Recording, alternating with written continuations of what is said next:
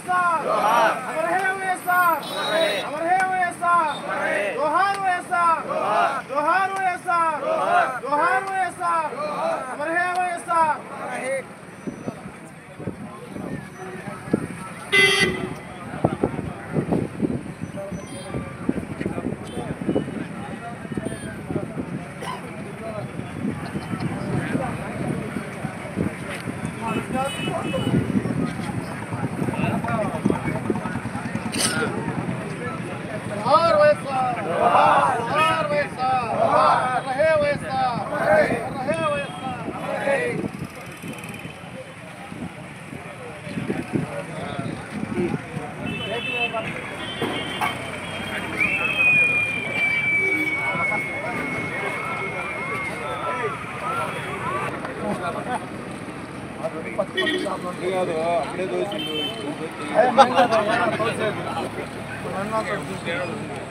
जोहार वैएसआर जोहार जोहार वैएसआर जोहार अमर है वैएसआर अमर है वैएसआर जोहार वैएसआर जोहार जोहार वैएसआर जोहार जोहार वैएसआर जोहार अमर है वैएसआर अमर है वैएसआर जोहार वैएसआर जोहार वैएसआर जोहार वैएसआर लोग ఏం లేదురా నీ లోగో పెట్టు ఏం కాదు నేను పెట్టుకో మన ప్రీతమ నాయకుడు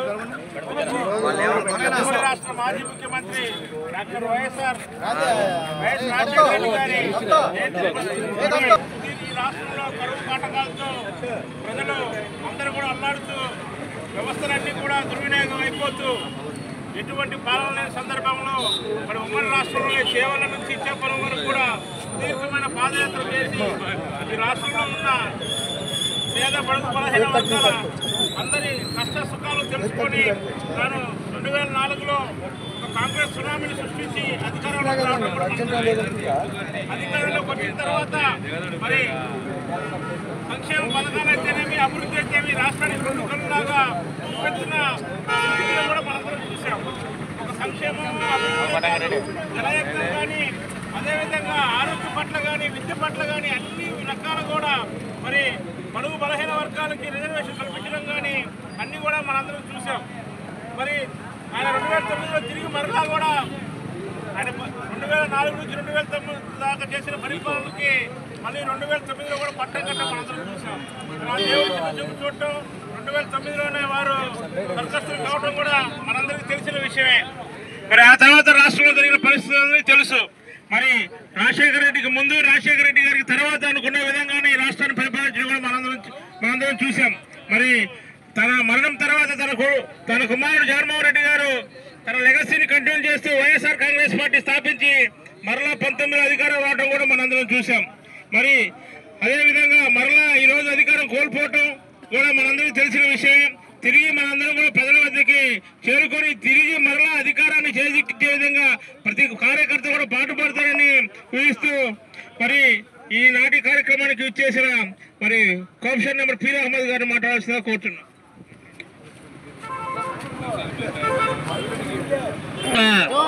జోహార్ వైఎస్ఆర్ జోహార్ వైఎస్ఆర్.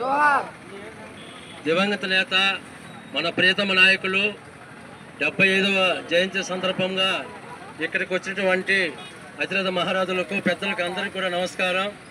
ఈరోజు మనం ఇక్కడ ఈయన పుట్టినరోజు జరుపుకోవడం మన అదృష్టంగా భావించాలి. ఎందుకంటే ఆ మహానుభావుడు పాదం అలాంటిది. ఆయన పాదయాత్ర చేసిన దగ్గర నుంచి వర్షాలు పడి ఆ సంవత్సరం నుంచి ఇప్పటిదాకా ఆయన ఇచ్చినటువంటి బీజమే ప్రతి ఒక్కళ్ళు కూడా అభివృద్ధి చెందారు. ముఖ్యంగా ముస్లిం మైనార్టీలు ఆయన ఇచ్చినటువంటి 4% వల్ల మన భారతదేశంలో కాకుండా ఆంధ్రప్రదేశ్ ప్రత్యేకంగా ఆయన దృష్టి పెట్టి 4% ఇచ్చి మా పిల్లలకి విద్యాబుద్ధులు కానీ అన్నిట్లో కూడా అన్ని రకాలుగా ఆయన ఆదుకున్నారు. కాబట్టి ఆయన ఎక్కడున్నా కానీ చల్లగా ఉండాలని కోరుకుంటూ ఆయన యొక్క అడుగుజాడను మనం అందరం నడిచి మంచి అభివృద్ధిని పరచుకోవాలని కోరుకుంటూ అవకాశం ఇచ్చిన పెద్దలకి నా నమస్కారం. ఎంపీపీ గారు మాజీ ఎంపీపీ గారు వీరారెడ్డి అమరారెడ్డి గారిని మాట్లాడుతూ ఈరోజు మహానేత రాజశేఖర రెడ్డి గారి 75వ పుట్టినరోజు జరుపుకోవటం అందరికీ కూడా సంతోషం. ఏది ఏమైనా పార్టీలు గెలవటం ఓడటం అనేది సర్వసాధారణం. గెలిచినప్పుడు పొంగటం, ఓడినప్పుడు పొంగటం కాదు.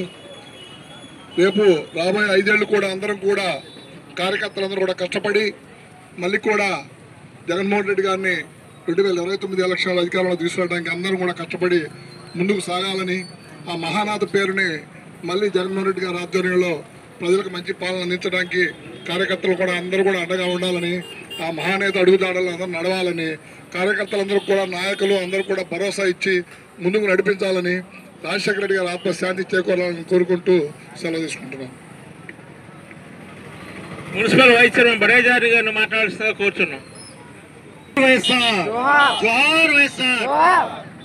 ఈరోజు మహానేత డాక్టర్ వైఎస్ రాజశేఖర రెడ్డి గారి 75వ జయంతి సందర్భంగా ఈరోజు ఆయనకి ఘనంగా నివాళులు అర్పించడం జరిగింది. ఎందుకంటే ఈరోజు ప్రజల గుండెల్లో చెరగని ముద్ర వేసుకుని ప్రతి పేదవాడి గుండెల్లో కొలువై ఉన్న మహానేత వైఎస్ రాజశేఖర రెడ్డి గారిని ప్రతి ఒక్క నాయకుడు కూడా ఆదర్శంగా తీసుకోవాల్సిన అవసరం ఉంది. ఎందుకంటే ఆయన మరణించి ఇన్ని సంవత్సరాలు గడుస్తున్నప్పటికీ కూడా ఇప్పటికీ కూడా ఆంధ్రప్రదేశ్లో కాదు, తెలంగాణలో కాదు, యావత్ భారతదేశంలో కూడా ఆయనను అభిమానించేవారు, ఆయనను దేవుళ్ళ పూజించేవారు ఉన్నారు అంటే అతిశయోక్తి లేదు. ప్రజలకి మేలు చేసేవాడు ఎప్పుడు ఏ నాయకుడైనా కూడా ప్రజల గుండెల్లో చిరస్థాయిగా నిలిచిపోతాడు అనేందుకు మన భారతదేశంలో వైఎస్ రాజశేఖర రెడ్డి గారు ఒక ఉదాహరణగా చెప్పుకోవచ్చు. ఎందుకంటే ఆయన వచ్చే వరకు కూడా విద్య, వైద్యం ఉచితంగా లభిస్తాయన్న నమ్మకం లేదు ప్రజల్లో, ఆ ఆలోచన కూడా లేదు.